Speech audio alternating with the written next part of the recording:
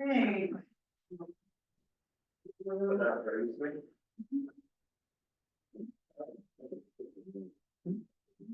One, two, oh.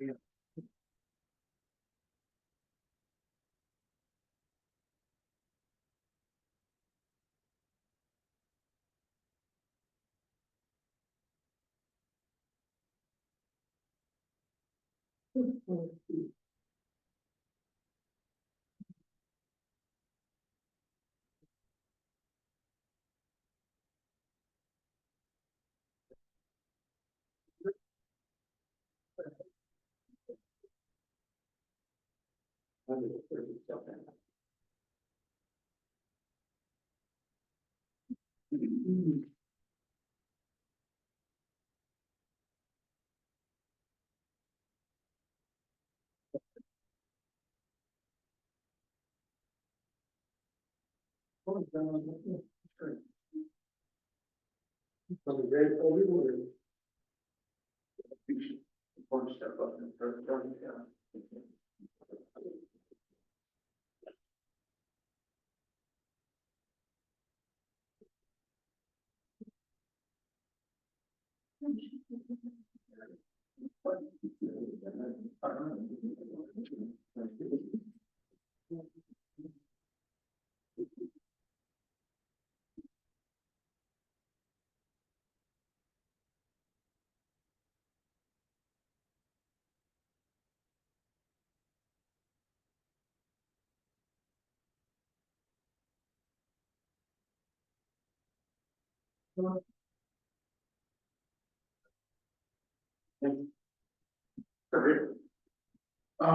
I didn't see if you have a box down there, but there's a packet there.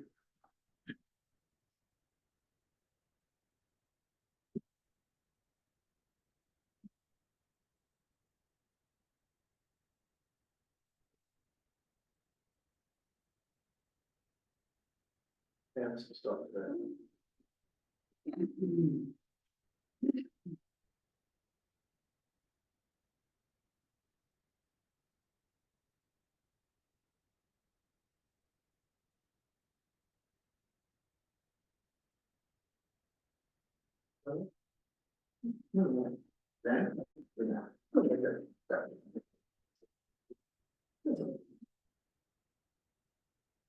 After that, four. That was four. Yeah, came back. No way. No way. Surprise.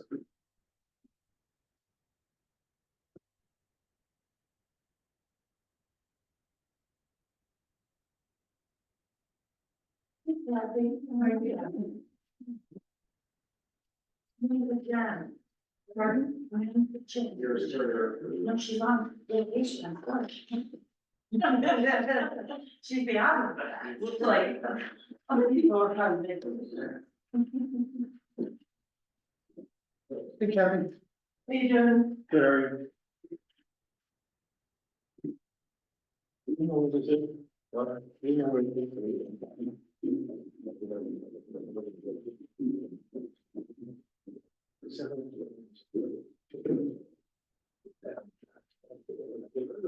Yeah.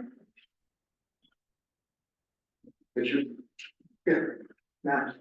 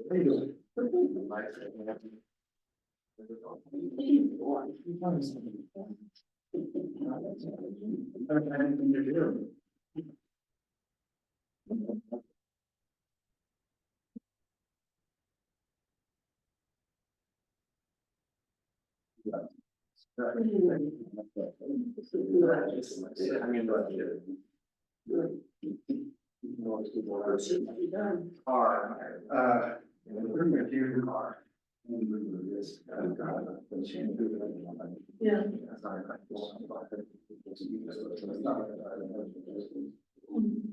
Yeah, two dollars, the first one we did. Yeah. That's fine.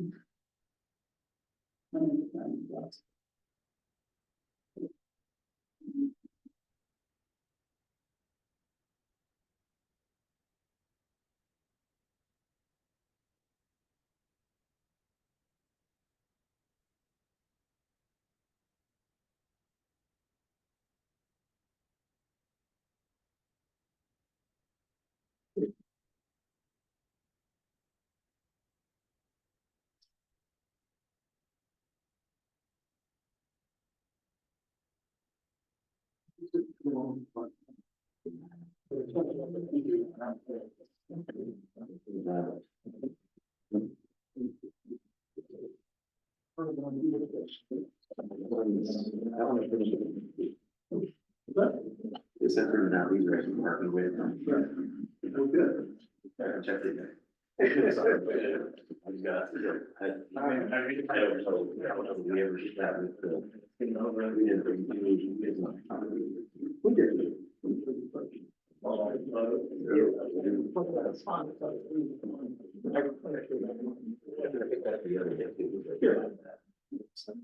I didn't check it.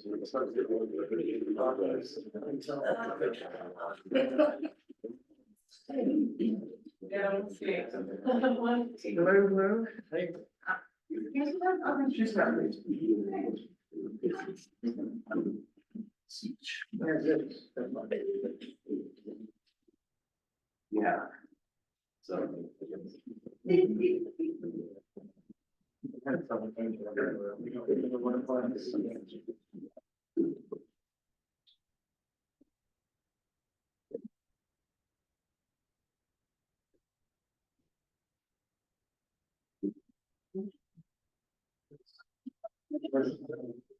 I think she's on the 22.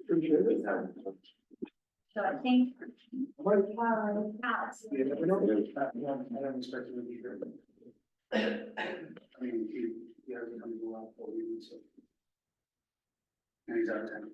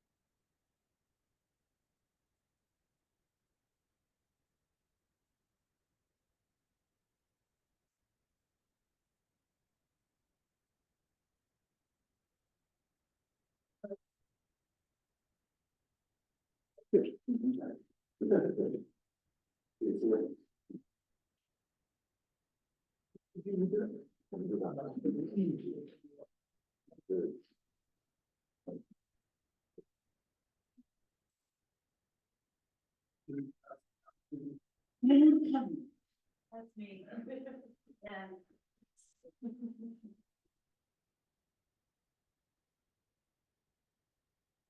It's Wednesday, September 18th, 2024. It's 6:05 PM. I'm gonna call this meeting of the Georgetown Planning Commission to order.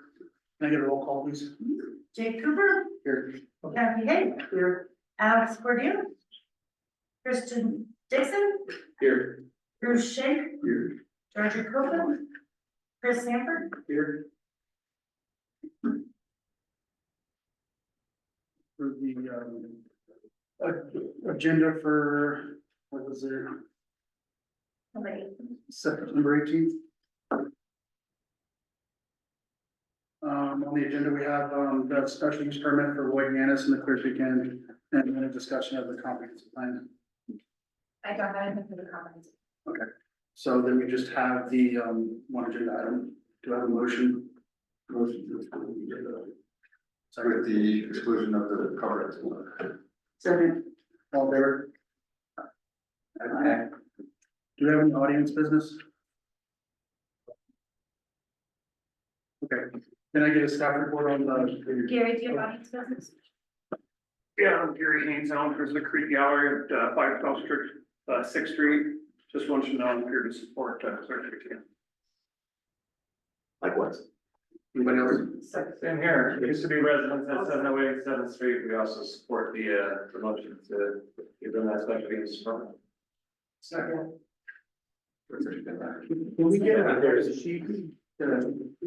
like, it's down and, you know, pass around a piece of paper Please state your name, your address in town, or how you're connected to town, and oppose or support the. Is this a public hearing? Yeah. This is just audience, they're, Audience business that you do not want to. That's why you don't. So we're not as a public hearing, so we get Yeah. to see our views. I think you guys say it. at the end, yeah, everyone's a public hearing. Can I get a staff report, or can we get a staff report on the Clear Creek Inn? Yes, so I passed around a supplemental staff report as well. I'll go over the original one first. So you're all familiar with the Clear Creek Inn. Lloyd Yanis here has been seeking to acquire a special use permit. We, as the board of selectmen, approved ordinance number. They approved an ordinance earlier this year for a tour event. You reviewed that or you recommended that ordinance to the board of selectmen earlier this year. That ordinance is included in here. It's 1716-43C, and that's exhibit C if you'd like to reference that. Mr. Yanis has been using temporary use permits to have outdoor events such as weddings for many years now. And so this special use would allow him to do that without having to come to the town for a temporary use permit every time that he wants to do that. And also other businesses that are applicable in town for the historic mixed use area, they wanted to do a similar thing. The proposed use is for specifically weddings and events. They want to add that as a use to their existing building, which has 4 uses already. This would be an additional 5th one. Their interior gathering space is 690 square feet, which qualifies as a small assembly space, and through conversations with the town and a recommendation by their architect, Tom Peterson. Can I pause for a second? This is a public hearing, right? Has the public hearing been open? You know, like this is, it's just a It's formality. Staff report first, right, and then public hearing open, or? Because we have to make sure we put the times down. It's staff report first.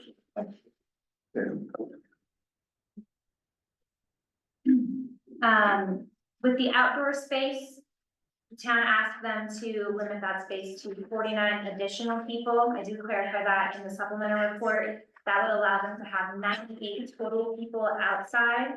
They would still be restricted to 49 people inside, any violation of that would be a violation of fire code, but the exterior space doesn't have the same building code limitations as an interior space does. So they can have 98 total people outside, 49 people inside in their common space. Total.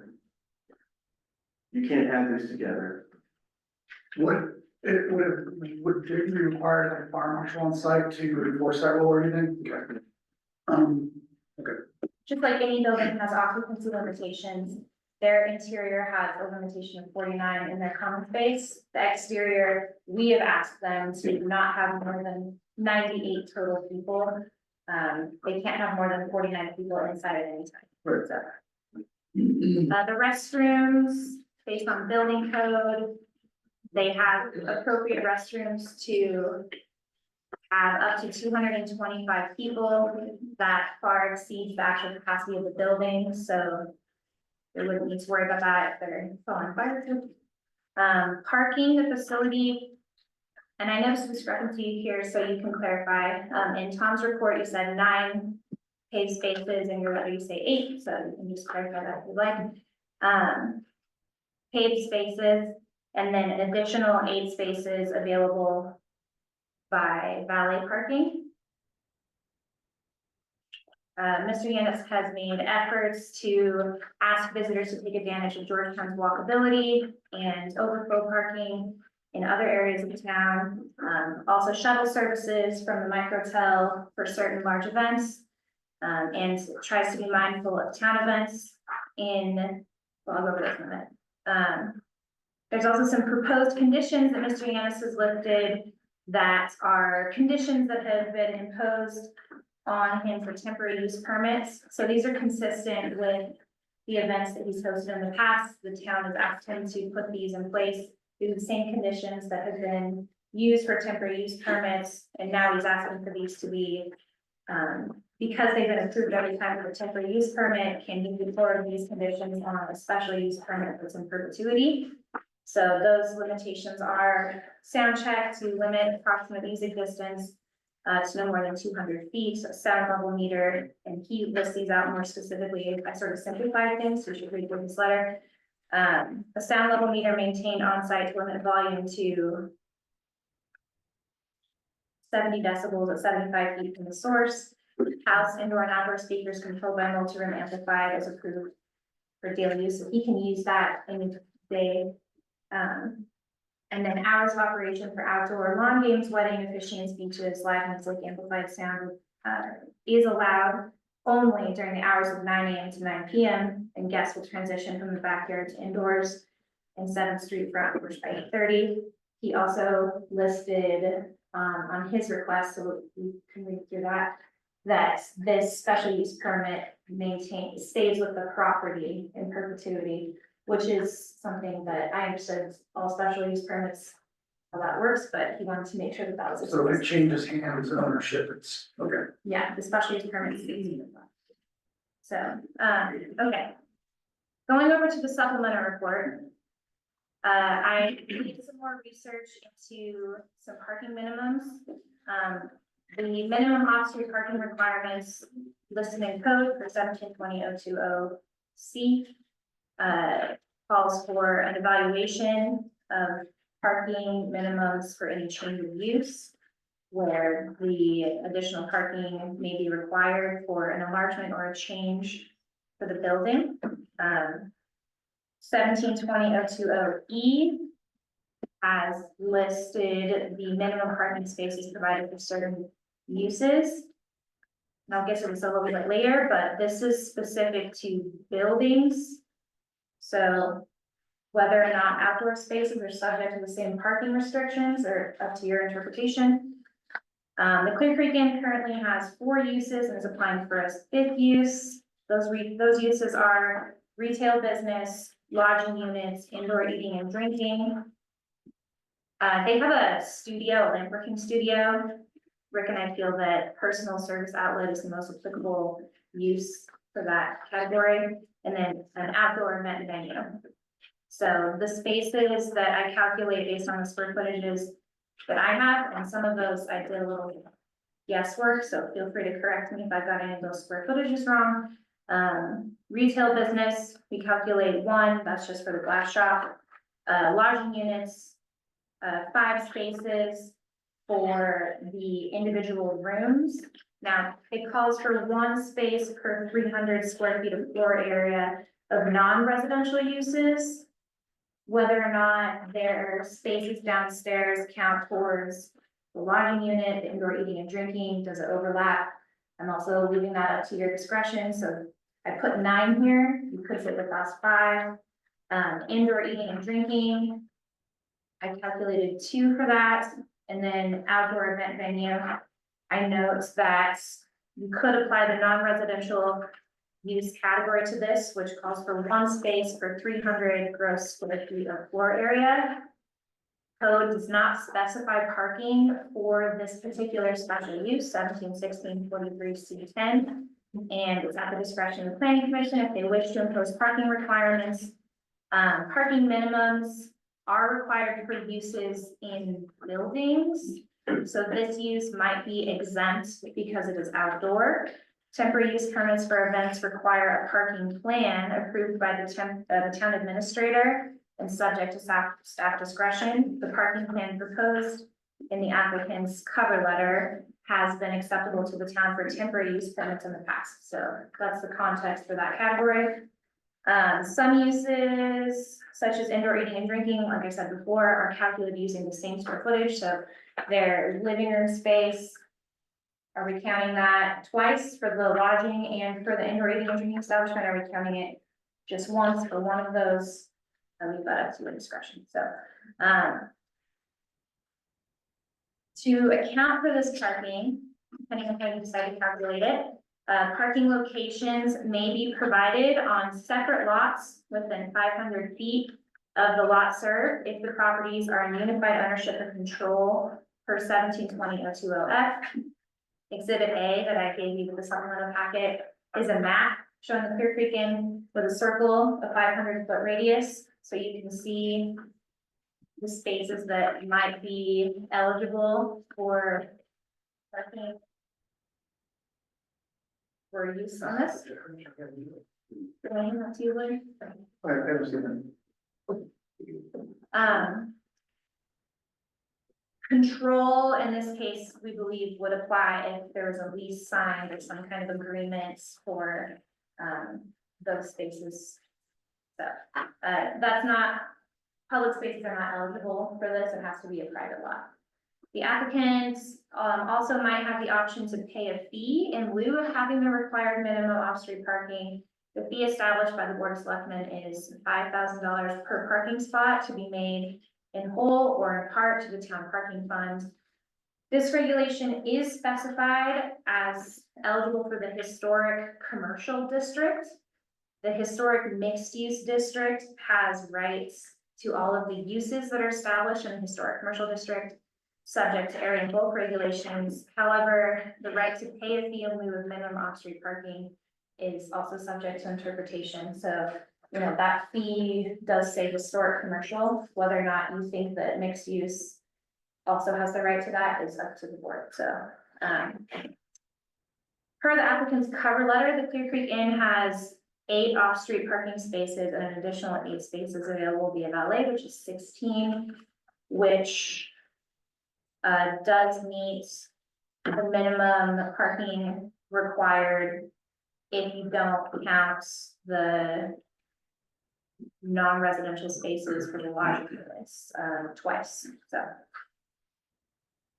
the planning commission has the authority to interpret land use code and determine if this facility has appropriate facilities for this use. So that's the parking. Okay. Moving on to amplified sound permit, one of the requests that Mr. Yanis has asked for is the ability to have amplified sound for events without having to come to the town for an amplified sound use permit, with proposed limitations to that.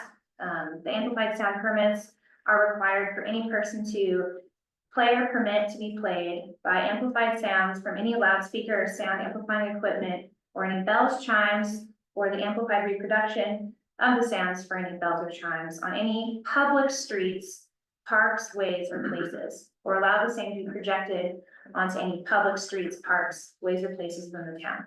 This permit has been used in conjunction with temporary use permits in the past for wedding events. However, and this is, again, another, you can interpret this how you like. Whether this code is applicable to an event on private property is up to your interpretation. The category is called amplified sound permits in public.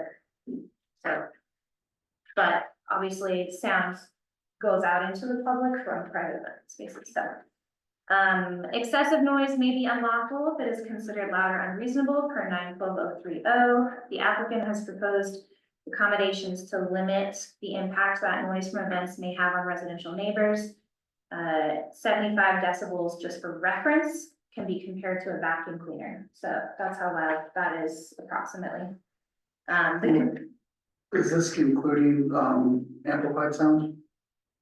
That's, he's proposing that 75 feet away from the speaker, there will be 75 decibels of sound Okay. limitation. Anything more than that, he would apply for an amplified sound permit. Gotcha.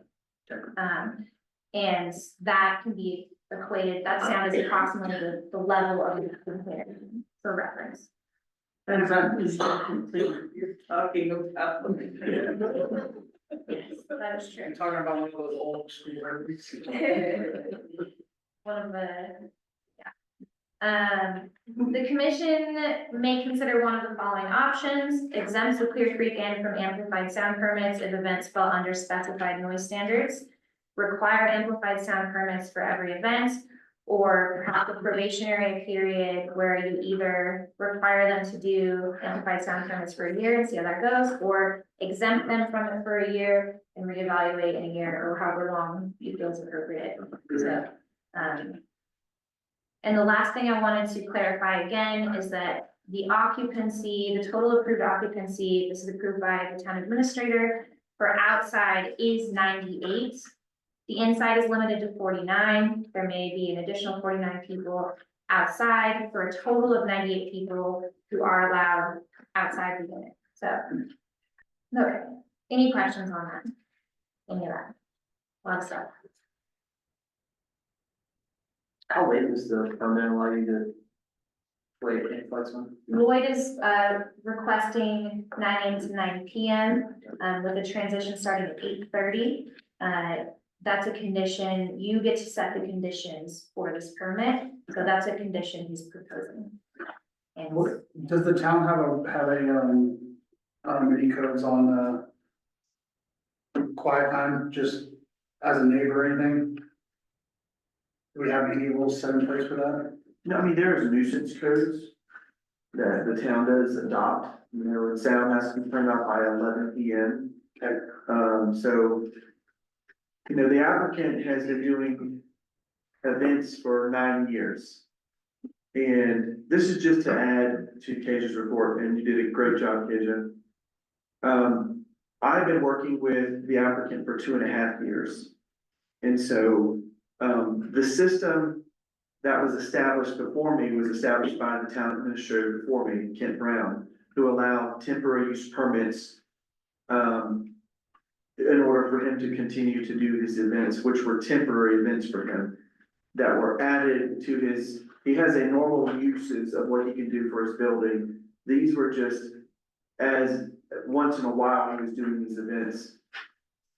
As he's been doing his events, he realizes that this is something that he'd like to do regularly.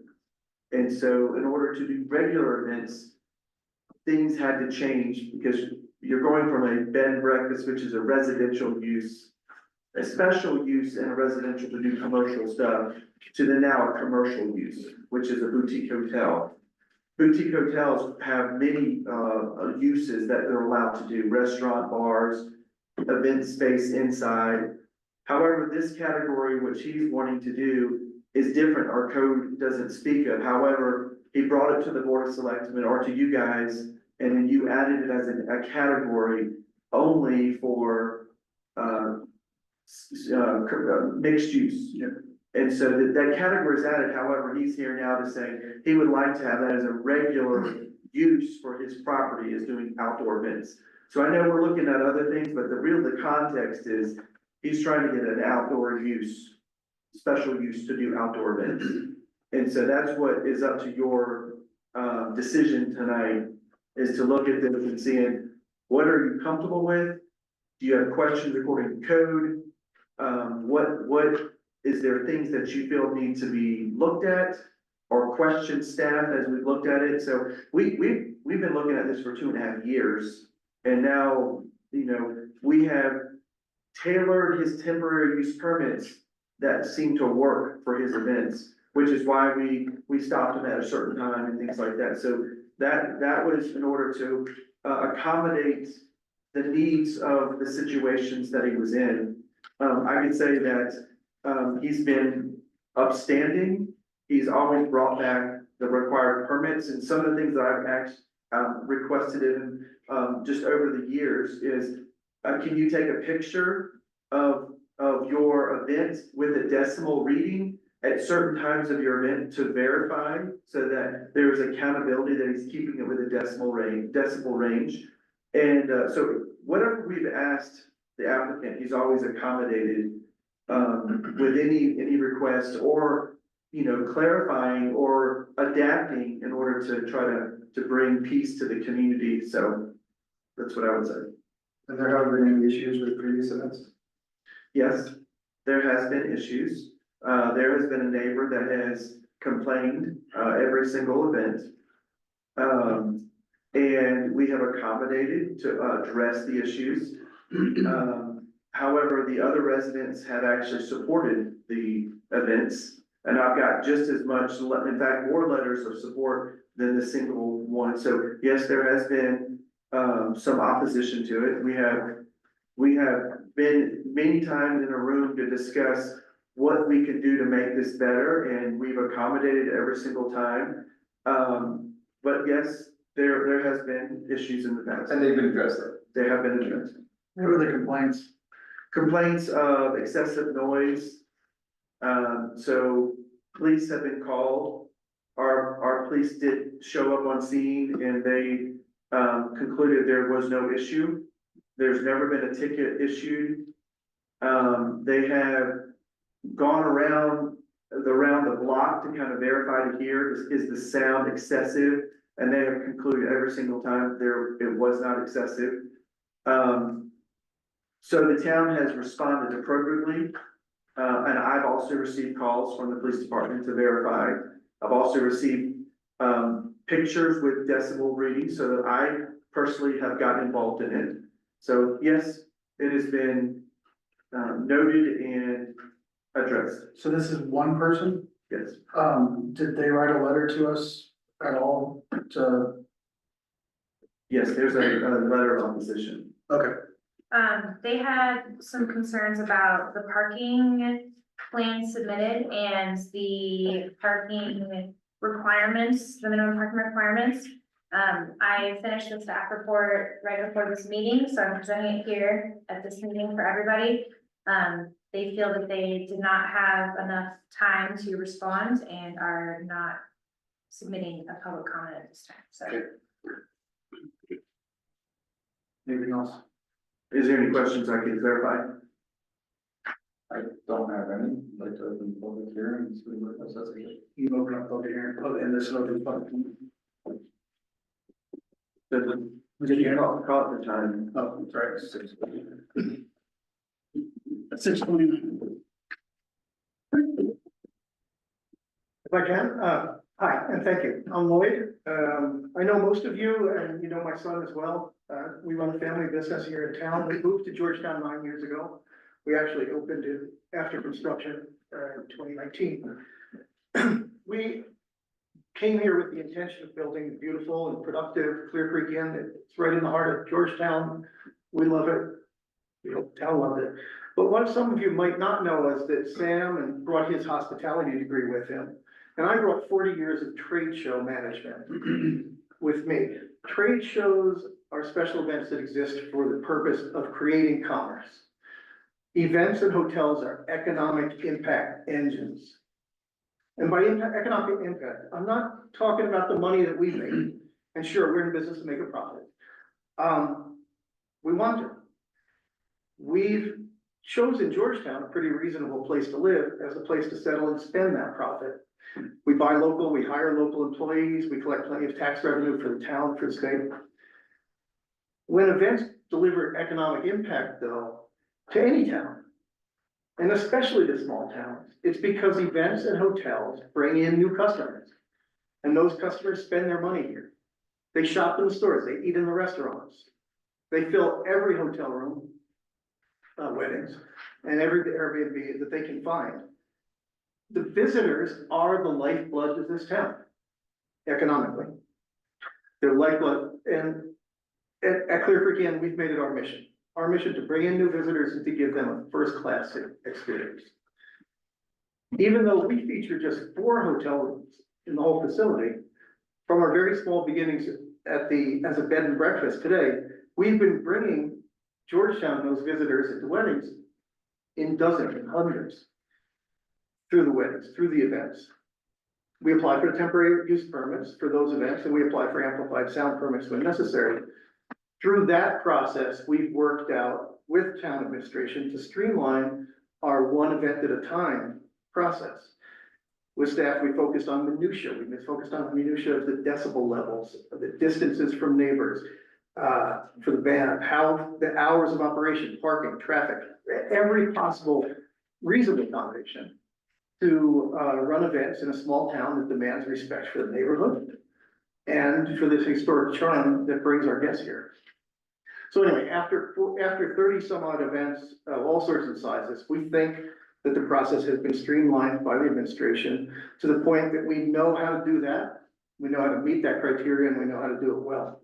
So today, what we're not asking for is a carte blanche, let them do whatever they want. We're asking for a situation where a special use permit will allow us to streamline this process further and allow us to run these events when, and only when, we are at or below the conditions that have been approved already many times. So those minimum conditions arrived at through our previous events are the basis for the conditions under which we requested a special use permit. And if approved, then if we ever want the town to consider allowing us to run a different event that falls outside of the normal criteria, we would need to go through the process that we've already established: temporary use, amplified sound, any of those things. One-time process. So this is not about special circumstances, it's about same old, basically. Before I finish up, there's a few things I want to point out about finishing, because this is a big deal to us. And I want to make sure to cross the T's, and I want to make sure I cross the I's, dot the I's. Small point, but today's memo has 75 decibels, which is what we asked for, and there's a typo that says 70 decibels. We're looking for 75. It's the number we've been using. It's a number that works fine. It's also the number that equals the sound, the decibel level at the creek about this time of year. The creek is much louder than that most of the summer, most of the time we have our weddings. I also saw that the staff report consolidated the proposed conditions that you find on my application, leaving off the 3 most obvious, the 3 that probably staff didn't feel needed to be talked about, but that approval would eliminate the need for a temporary use permit under pre-approved conditions. That the approval would eliminate the need for amplified sound permits when meeting those conditions. And finally, as with standard practice, the special permit to run with the property.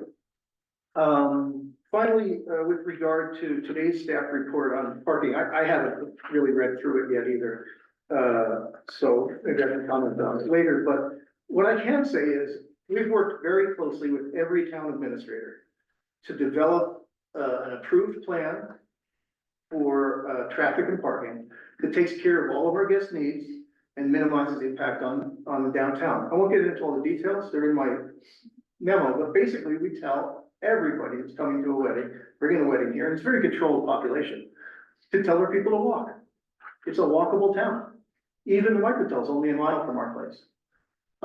So we limit parking. We don't run events when big events are going in town. we don't wanna overload things. And we wait until late in the afternoon, when anybody that sells on retail here on, Sixth Street would know, the parking disappears in the lot that we use.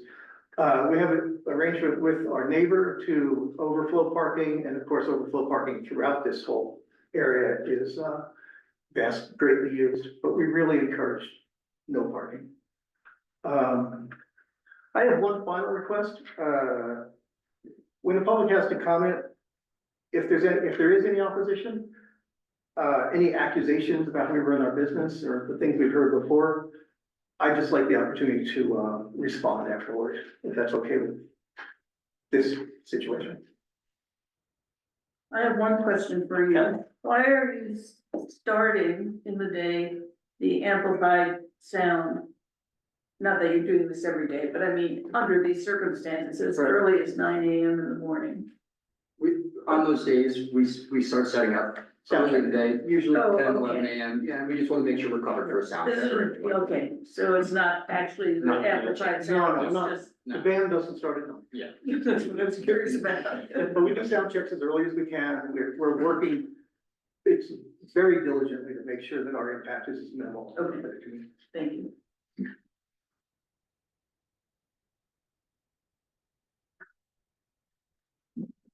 Hi, my name is Paul Boat. I live at 901 Rose Street. I live near 2 blocks from Hooper Inn for the time it's been here. I just lost my numbers, but I want to point out that the average daily spend for a day visitor in town in the state of Colorado is $88 per day. A business traveler is $128 per day. And an overnight stay is $228 per day approximately. Lloyd's always been a great neighbor to us. I live with street parking 2 blocks from the event, the event center. I have never had my parking impacted. I park on the street. I've never seen street parking filled. We have a large town and we operate like, and I used to be in the urbanism. We operate in the same sort of situation. We try to encourage people to park on the streets here and take advantage of what we have, but I've never been impacted by it. My windows are open during the season, as you know, Kathy, as much as we can. I've never heard a single sound from it. 75 decibels is what we try to do with music programs that I put on outside at 75 feet. Ours bounce off the buildings a little more, but we're very careful about that, and you can hear it more than you can Lloyd's situation. Room nights are incredibly important to the business in this town. And I have personally in my business experience, met with many people who have attended their events or are coming to their events and they're staying in different places within town. It's important that we fill those spaces so that we can enjoy full restaurants, full music venue, all the venues around town, including one of the businesses that I happen to operate. Lloyd's always been on board with providing discounts to room nights, providing collaboration to make sure that we can fill our spaces. The idea that I've always seen from Good Begin is to make sure that we're operating as a community to better the community, not just to make one site valuable. And I feel that 100 people outside means that we have Rose Street Bed and Breakfast. We have the Mike Rattel, closer to, we have the Georgetown Mountain Inn and the new lodge filled. And that means all the restaurants, all the businesses. I have potential to rent out and do other events on the side of it. And I think that that's important. But as a neighbor, as a 2 block away neighbor for longer than he's been in the place, I have never been negatively impacted. I've been to meetings when he started it. He's followed every single hoop that he was asked to jump through. At the first meeting with the selectmen when he was starting this business, and he's gone above and beyond, and I'm just really happy to have him as a neighbor. Thank you very much. I want to thank you for your volunteer time and for your staff time, because I appreciate all that you do. I'm going to leave so that you can take care of your job and do it without somebody staring at you. And I sincerely appreciate your time. Before we continue with the public testimony, did any of the board members have any questions for Mr. Yanis? No. We can continue with public testimony. Anybody else have anything? I live directly behind the inn and I have never been disturbed. What was your name and address? Michelle Schilling, I live at, is it? Just freaking out right now. Behind the inn, what is it, 713? Are you sure it's not 613? 613. Yes. Are you sure you live here? I do. Don't I? Yes, but I've never been negatively impacted. They're very, communicative and it's never been a problem. And I honestly am befuddled that we're wasting our time on this.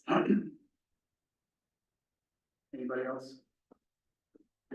Peterson, 1414 Main Street, live far enough away that that's never been an impact for me either, but I've known Lloyd since he's been in town too. I'm an architect here in town and worked with him on the building that's there. And I just, you know, through all my dealings with Lloyd, just reiterate what everybody's saying, you know, he's committed to doing things for the town, doing things well, and trying to, you know, do everything above the board. So his business has grown over the years, and I think it's fantastic that, you know, it seems like a really unique, event thing and Georgetown's a great place to have events like that and just impeccable taste and outdoor event over at the building. All that kudos to Lloyd on all that stuff. From even the exterior design of the building, he came with ideas and we made that. So the building is a beautiful building there in town, and the inside is just impeccable as well. And I think everybody that, you know, draws a great crowd to the town, and I think everybody appreciates everything he does. And yeah, just to reiterate that he wants to do things right and do things well and not impose on the neighbors. And so I in full support as well of the special use permit. Hi, Mitch Davis, 442 Second Street. I moved here to town just about the same time the inn was opening, so kind of got to see it grow and become part of the town. I've attended events there, I've helped out, assisted working events there. That time I've seen Lloyd and Sam be nothing but accommodating hosts and also accommodating to the rules and regulations of the town. I've watched them work to adapt as their situations change, as people's opinions have changed, and they've been nothing but accommodating. Even on a personal note, we're planning to host an event there in a couple weeks in conjunction with Celebration of Life for my brother, who's a community member. And Sam's just been very open, kind of to a point that was made. We have people staying all over town. Sam's been very clear that it's gonna work out best for everyone, for parking to be a minimal and walk within town. So I think that's just another example of him communicating with guests, communicating with events, and staying within the regulations that were set. That's it. I'll add one more. I'm Courtney Johnson. I used to be a resident over at 708 7th Street, direct neighbor to the Clear Creek Inn, right across the creek. Lionel Johnson, we were residents there 2016 to 21. I currently live at 1101 Biddle Street. But they were neighbors, they're still friends, and they're definitely an asset in this community. I'll just make one very clear creek point that we were right across, direct neighbors. We never heard a thing over the volume of the creek. And there was no other problems up there. Thank you. No. I'm Monica Cortez. I live at 514 6th Street. And I moved here maybe just a little bit after they started Clear Creek Inn. And every summer, I hate the heat, so I sleep with my window open like almost every single night, except for when it rains. But the noise, nothing has ever bothered me. And as personable as they are, I feel that if it did and I brought it to their attention, they would address it. Thank you. Anybody else? I did receive a public comment. I don't know their address and I asked them, but they have not responded. So Carrie Ann and Jeff McHugh wanted me to read the following complaints into the public record. One, the following items are not explicit in a special use permit application packet. location, and I wanted to clarify, these are their complaints, not verified facts. These are things that they're concerned about, so. The following items are not explicit in the special use permit application packet: the location and number of parking spaces, the direction of traffic flows and locations of entries and exits of parking lots and relationships of parking lots to entrances and exits of the building, the location and type of exterior outdoor lighting. The application may therefore be considered incomplete and should not be accepted. Number 2, pollution of the creek from lack of control over guests during events. Number 3, excessive noise, traffic. Sorry, hold on a second, did you say that too? Pollution of the creek from lack of control of guests during events. Trash, furniture. Isn't your back area fenced in? Not on the creek. There's There's a fence gate, on- there's a- fence, there's a metal fence on the creek. Yeah. Yes, sir. I also go and maintain the creek regularly.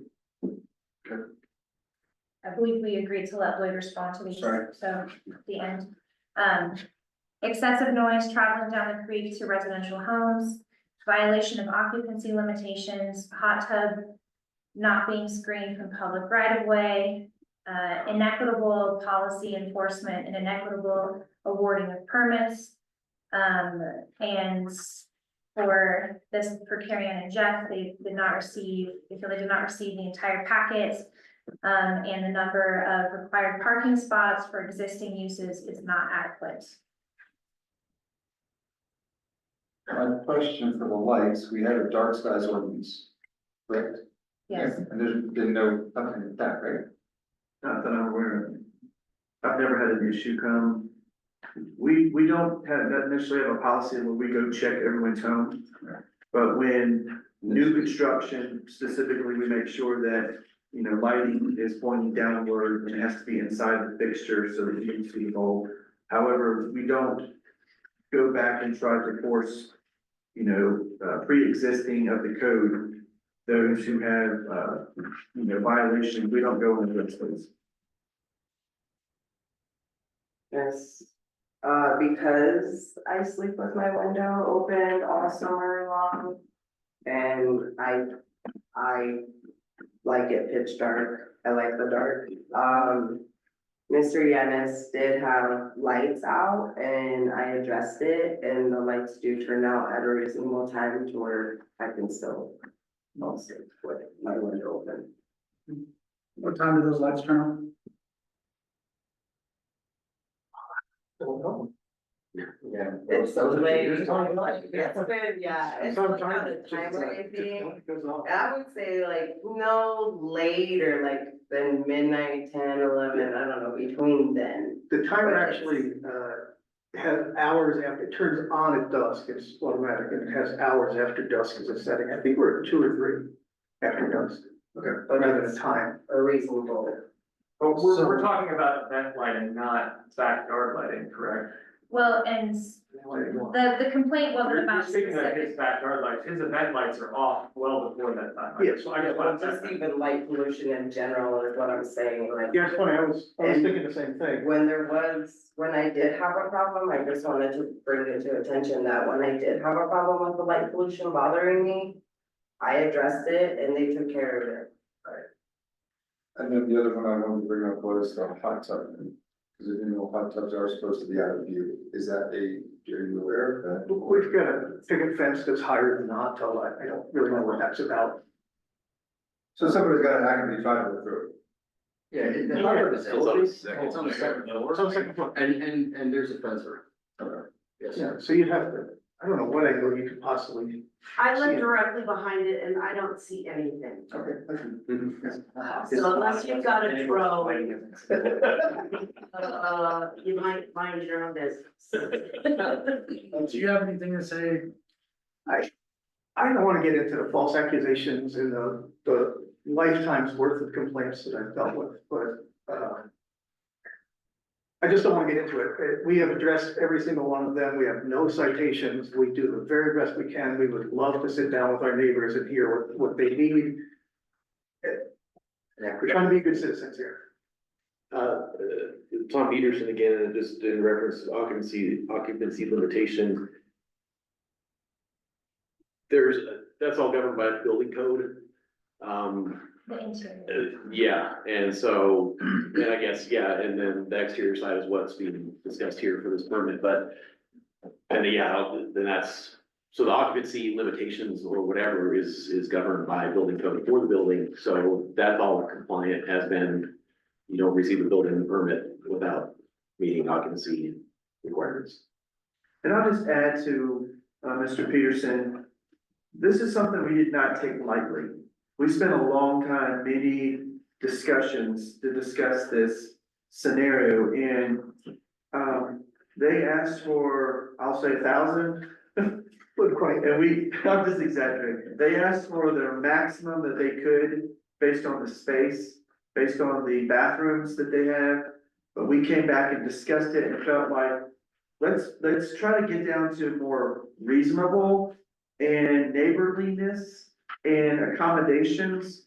And that's where we felt comfortable bringing it down to 98.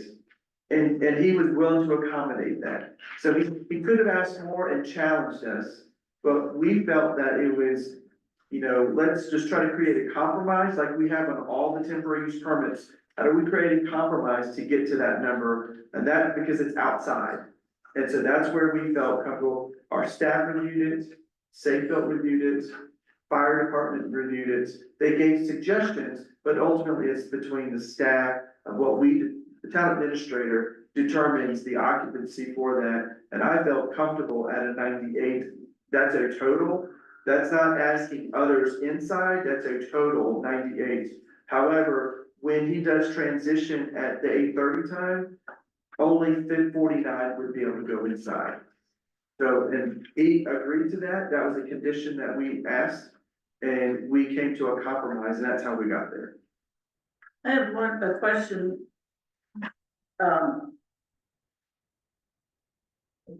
Mr. Yaz is asking that whatever we decide tonight, go with the property, if he sells the property to somebody else. Does that mean that the conditions of these changes go with that as well? Correct. So that somebody can't come in and say, well, in a normal such and such a use, I'd be able to do more. No. So it's the conditions that go with it. Yes, and until they come back to this board with a change, until it gets amended, if not, it stays the same. Okay. Do we have anybody else in for the public hearing or testimony? I see that there's a chat bubble. There's just a little red notice on the chat bubble, so I thought we might want to check that.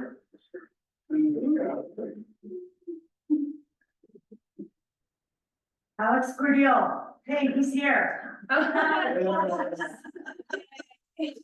I've heard the entirety of the meeting, but you guys can't see her. Do you know how to promote him to a panelist? I can do that. No, I don't.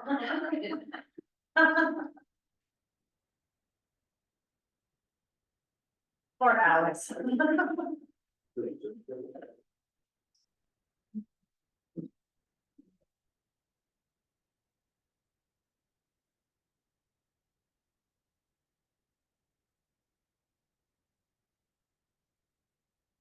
Alex, you're on here twice. Okay.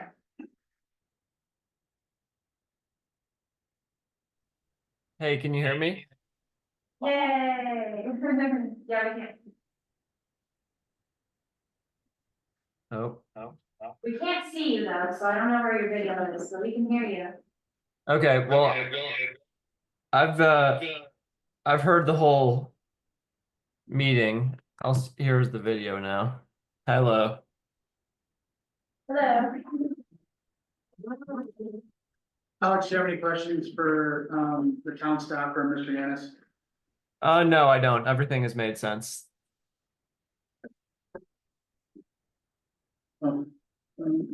It's 6:54, I'm gonna end public testimony.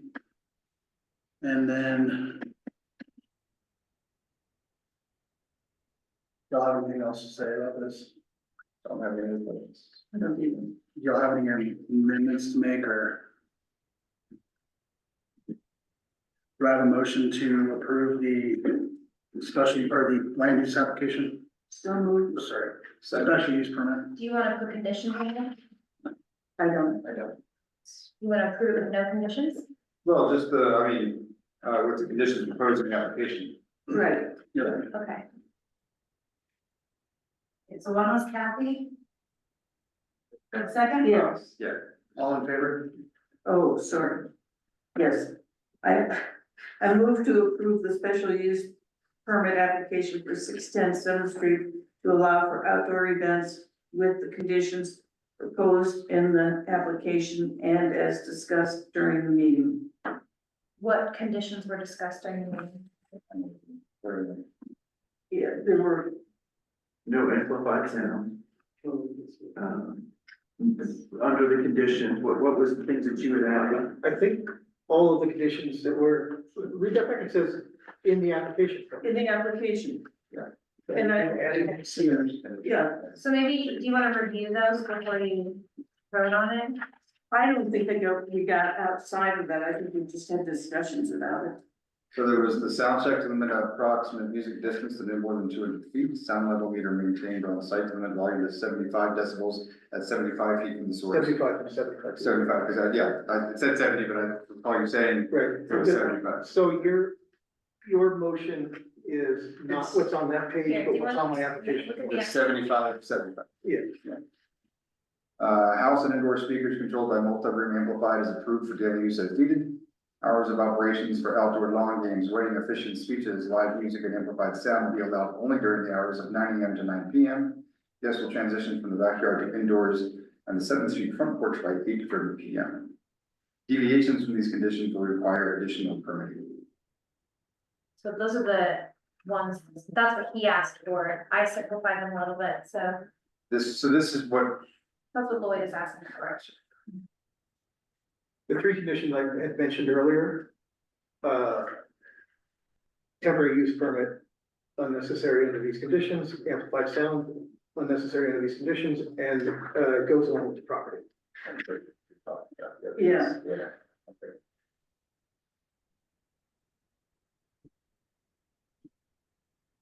And I had no issue with any of those. so we'll include these, so if we were to make the motion of the, And include this is what we're including. That's what you're agreeing Okay. to, yes. Okay. So- Is there something on there that we had discussed about, does this exempt from, a sound, a temporary use permit for, sound? He is asking for an exemption from amplified That's all sound right. permits with those conditions. As long as it meets that, if he comes with a different event that exceeds any of those things, he has to go with a temporary use permit. Or an amplified sound permit. With an amplified sound or with a public hearing, correct? Okay, so do I have a motion to approve the special use permit with the proposed conditions?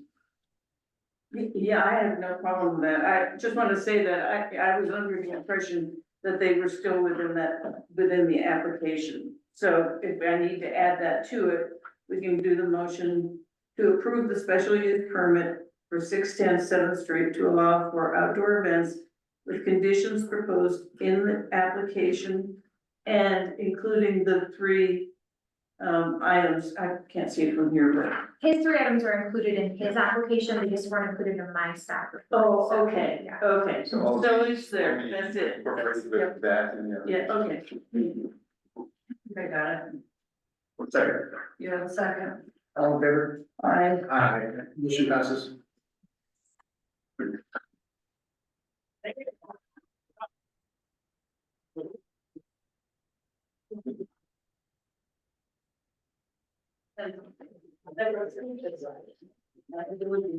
I motion to approve business outside of my week. Thank you all. Thanks, everybody. Thank you. I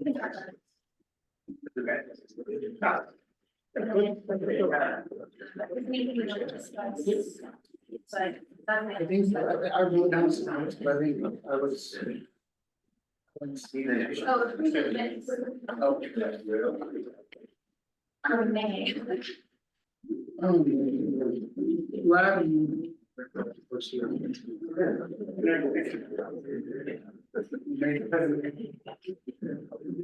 have a motion to approve the minutes for the May 15th, 2024? Yeah, Yeah, all of our meetings have been canceled or not having more to review the minutes tonight, so. I didn't.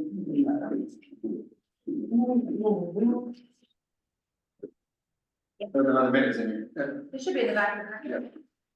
I did not. I think, Yeah. I got it.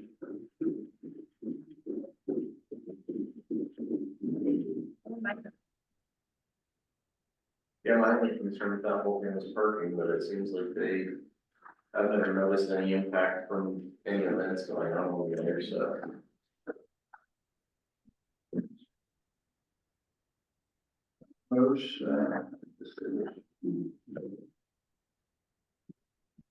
Well, Bruce is reading through that, I apologize for the last minute report and, the not having the clean and safe environment report done. It's okay. No worries.